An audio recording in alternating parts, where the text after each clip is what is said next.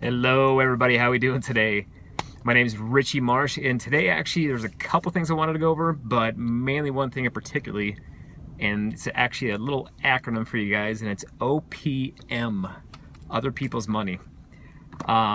Reason I bring that up, forgive me for playing some Mr. Rogers and putting stuff aside here,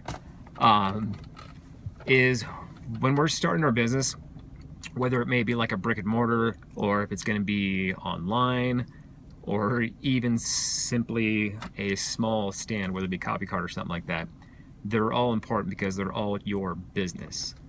We need to take that into account, no matter how large or how small, that's something that's personal to you, and so it's a big decision of how you're going to do that.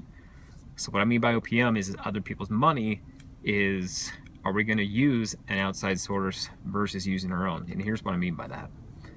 Depending on how much you guys are going to use to get your startup and get things going, if you have savings or something you've kind of put aside for a while, it's not a problem to use that and slowly progress if this is something you're going to be doing on the side. There's no shame in that because a lot of people still have careers and want to build a side business or passive income down the road for when a time comes when they can actually kind of transition over, or even if they don't want to and they just want to stay in that part-time gig. That is not a problem because it's all about just having the ambition to do something else outside of yourself. I don't care what it is, to an extent, as long as it's legal. If it's your drive, it's your drive. So what I mean though is by using OPM, which is other people's money, is leveraging other people's wealth to slowly build your own. I know a lot of people are comfortable with that because they don't want to get into debt, or they don't want to have that loan on somebody else, and if they can't get to it, I want to say can't get to it, but can't, procure the money to do so, and then affect them negatively in their credit or what have you.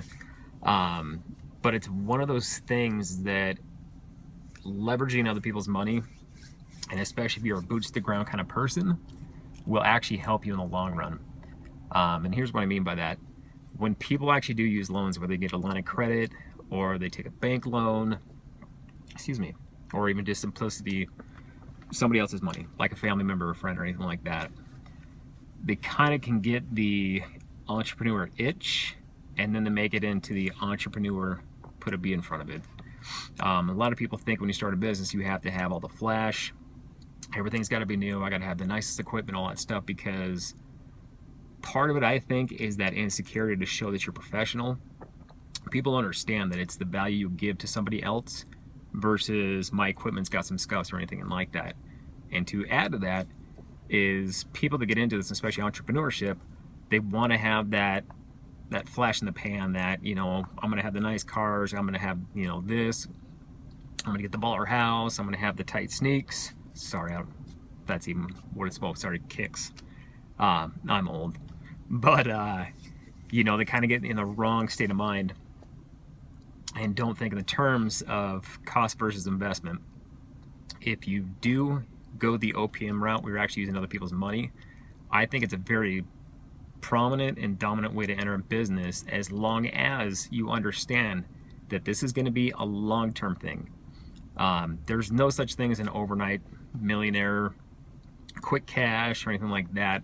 You guys have to understand that when you see those things on the websites, unless it's the state lottery, Powerball, or something like that, where you hope it comes true, it's crap.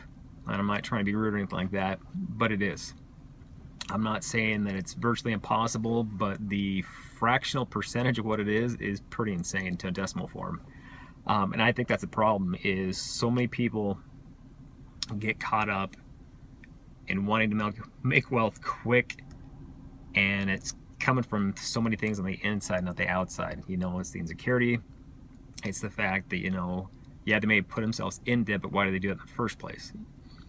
We have to come at this from a point of, yes, you're taking a substantial risk, but that risk over the long term is going to seriously just, let me phrase this, over the long term done right, done correctly, is going to give you massive gains on the end. And I think that's the problem that people have, is they don't want to put in the skin to be able to be what they want to be.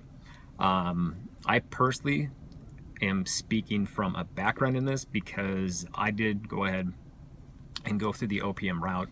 I can give you a little bit of detail on that, not too much because obviously it's mine, but there are ways if you guys feel like your credit's not great enough, if you're not making enough money to get the loan you want, or the interest rate is going to be too high. There's, honest to God, there are loans out there. Excuse me.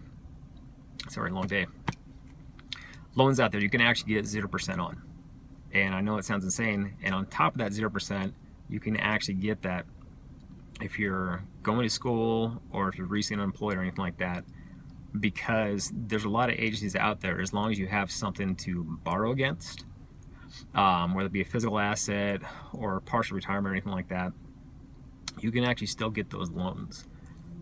Sometimes they'll carry them on business account cards, whether it be business credit cards, basically, through actually very prominent companies. And the nice thing when you do that, you're not just getting the loan you need at the time you need it at the low interest rate that you want, but you're also building credit at the same time. So if you're putting your assets on there, whether it be, even airplane trips, but programs you're buying, equipment you're buying, anything for a brick and mortar, for any upgrades and all that stuff, the facility, you can put those on your cards and you can gain your miles, you can gain cash back. I know one of my cards, I got $300 something, in a couple of transactions, just as bonus points and all that. So that's something to actually kind of keep in mind a little bit. But I think the biggest thing when you're doing this is just, it's that fear of using other people's money and the what if. I can't tell you that your business is going to be a success. We all know the percentages and all that. But if you go the route like I did and so many others have, where you're doing an online business, I'm not saying there's not any risk, but you're taking a good chunk of that risk out. I'm not having to buy equipment minus things for my laptop and some outsourcing eventually, but the outsourcing itself isn't substantial enough for me to get stressed out about.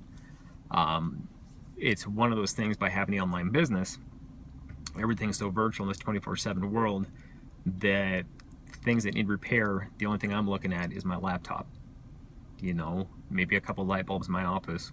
Well, my car office. But it's just one of those things to kind of keep into consideration when you guys are doing this.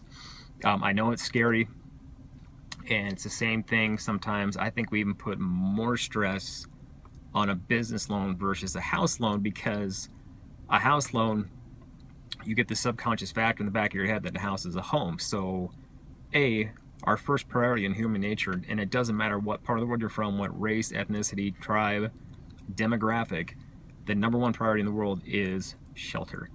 So subconsciously in my head, when I get a loan for a house and I get there, I got shelter, I got something I can build equity on, and I've got something that's something of a physical nature, versus getting a business loan and coming over to this side, and then all of a sudden I've got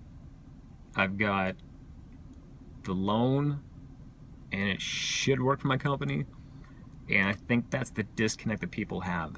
You need to see if taking a business loan using other people's money as a benefit, as a gift, and if you stay true and honest and really work hard like you should be when you're getting a business loan, it's going to be as substantial, if not more, than that house that you picked up or bought in the past, or maybe at the same time you're actually trying to choose between the two. Obviously, I'm not telling you to sleep on the streets. A house is important, especially if you have a family. I'm going to put that out there right now. I'm not that cold-hearted.